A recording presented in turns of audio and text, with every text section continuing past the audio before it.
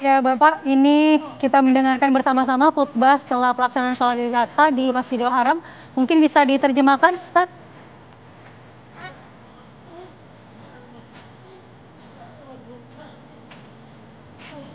Ya, Dr. Abdurrahman Subes ya, mengucapkan selamat kepada seluruh jamaah haji dan mendoakan semoga mereka semua hajinya diterima, sa'inya diterima, dan doa-doanya diampuni oleh Allah Subhanahu wa Ta'ala.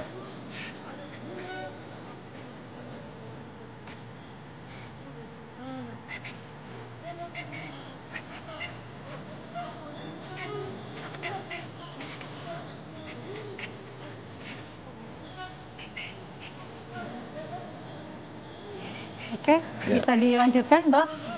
Apa saja yang disampaikan? Ya, kemudian Dr. Abdurrahman Subes juga menegaskan, mengingatkan bahwa ini kita sedang mengikuti perjalanan Nabi Ibrahim alaihissalam dan mengingatkan bagaimana beliau menjadi sosok yang menyerahkan diri kepada Allah Subhanahu wa Ta'ala, bahkan siap menjalankan perintah untuk mengorbankan anaknya. Dan ternyata Allah Subhanahu wa Ta'ala ketika melihat Nabi Ibrahim alaihissalam siap melakukan apa yang diperintahkan oleh Allah, dan Allah menggantikan anaknya itu dengan domba, sehingga jadilah syariat kita adalah berkorban dengan hewan, domba atau kambing.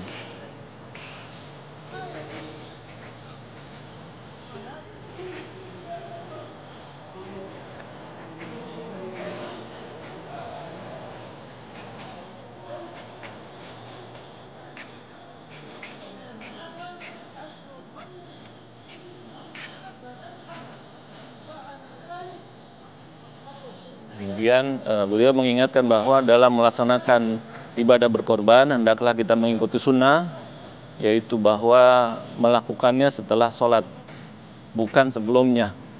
Bahwa kita awalnya sholat, kemudian baru kita menjalankan ibadah berkorban. Dan ibadah korban ini bisa dilakukan secara berkelanjutan hingga akhir hari tasyrik.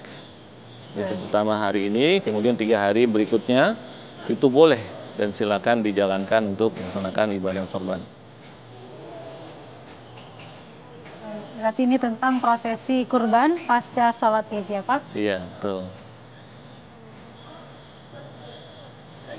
Karena pada dasarnya ini untuk orang Mekah, bukan untuk jamaah haji. Jamaah haji itu tadi tidak disunahkan untuk sholat Id. Dan mereka tempatnya di Mina, bukan di Masjidil Haram.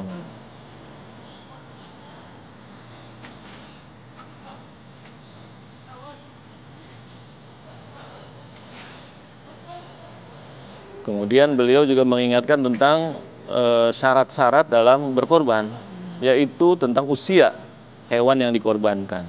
Kalau kita ingin berkorbankan unta, maka dipilih yang sudah 5 tahun usianya. Sementara yang sapi sudah 2 tahun.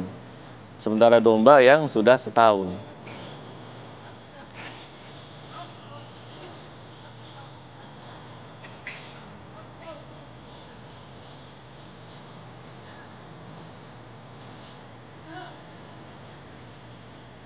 Kemudian beliau juga menjelaskan apa-apa yang disunahkan juga di dalam berkorban, yaitu bahwa kita disunahkan untuk memakan sebagian dari daging yang dikorbankan, kemudian memberikan upah bagi yang melakukan korban atau yang menjalankan jagalnya itu, tetapi jangan diberikan dari hewan itu. Jadi ada pembayaran tersendiri kita keluarkan. Jangan diambil Dalam dari bentuk uang ya, Pak, dari ya? bentuk uang, ya. Jangan diambil dari apa bagian tubuh itu buat bayar dia, bukan.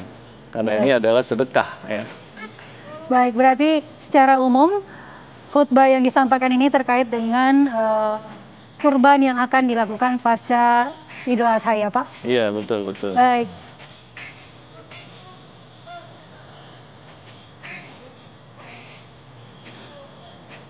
Baik pemirsa, itu tadi khutbah yang diberikan pasca sholat Idul Adha di Masjidil Haram. Dan selanjutnya kita akan memasuki salam haji, di mana kita punya salah seorang jemaah calon haji, Bapak Edwin Pratama, yang sudah bergabung bersama kami. Assalamualaikum Pak Edwin.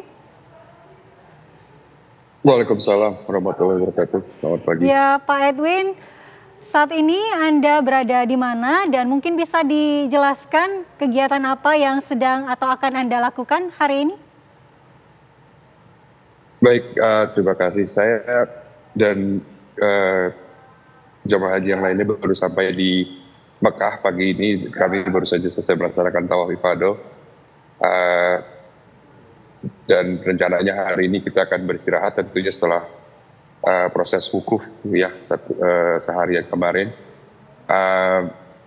Hari ini akan beristirahat dan nanti insya Allah sekitar asar kami akan kembali ke Mina untuk melontar jumroh.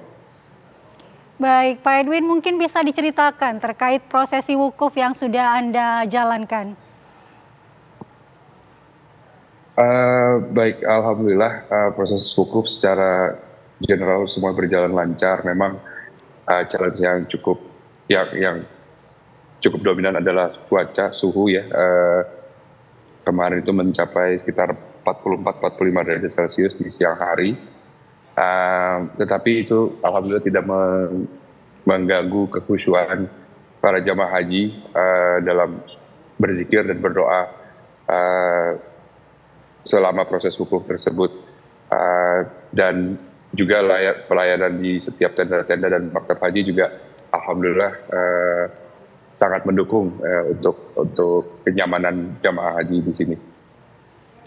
Iya Pak Edwin, apa pengalaman yang paling berkesan selama Anda menjalankan prosesi ibadah haji, khususnya pada saat puncak ibadah haji atau wukuf? Tentu yang paling berkesan adalah karena wukuf itu 9 Zulhijjah,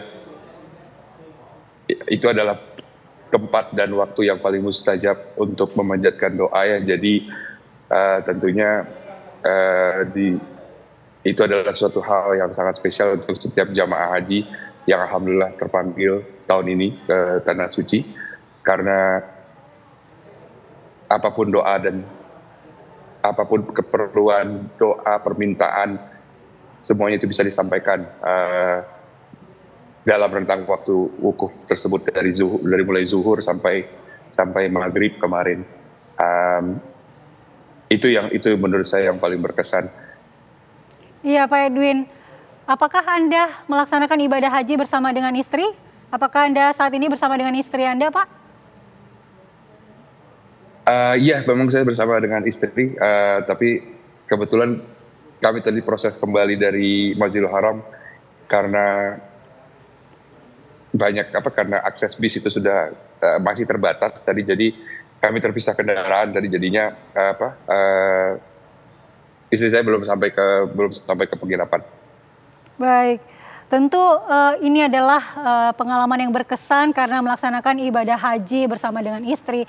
Hikmah apa mungkin yang bisa Pak Edwin bagikan kepada masyarakat di Indonesia yang mungkin nantinya juga akan menjadi jemaah calon haji? Kalau saat ini Anda sudah menjadi jemaah haji, mungkin bisa diberikan atau sharing bagaimana hikmah yang Anda dapatkan di sana. Baik, jadi pelajaran terbesar yang kami dapatkan selama di sini adalah tentu bagi seluruh umat muslim di Indonesia, jangan berhenti berdoa dan jangan berhenti untuk berikhtiar untuk melaksanakan ibadah haji, karena melalui doa dan ikhtiar tersebutlah kita nantinya insya Allah akan dipanggil oleh Allah Subhanahu Wa Taala untuk mengunjungi rumahnya di Baitullah di sini di Mekah, dan juga nanti di kota Rasulullah di Madinah. Ya, mungkin itu yang bisa saya share. Ya Pak Edwin, mungkin bisa menyampaikan salam mungkin untuk keluarga atau orang tua yang berada di tanah air? Baik, terima kasih. Pertama-tama mungkin selamat Hari Raya Idul Adha bagi seluruh jamaah haji yang sedang berada di di tanah suci, dan tentunya mungkin untuk di tanah air besok ya. Semoga seluruh jamaah haji diterima ibadah hajinya menjadi haji yang mabrur, dan kembali ke keluarga dengan selamat, dan teruntuk keluarga yang sudah merindukan atau sedang menunggu keluarganya, insya Allah selalu dalam keadaan sehat dan ya diberikan keberkahan untuk juga segera menyusul beribadah ke tanah suci. Baik, terima kasih Pak Edwin Pratama. Kami doakan semoga ibadah Anda lancar hingga kembali ke tanah air. Assalamualaikum Pak Edwin. Amin. Terima kasih. Waalaikumsalam warahmatullahi wabarakatuh. Dan pemirsa, kami masih akan kembali dengan sejumlah informasi prosesi ibadah haji lainnya dan juga perbincangan bersama dengan Ustadz Abdul Hayy Al-Katani, Komisi Fatwa MUI. Namun kita jeda terlebih dahulu, tetaplah di Idul Adha Tanah Suci.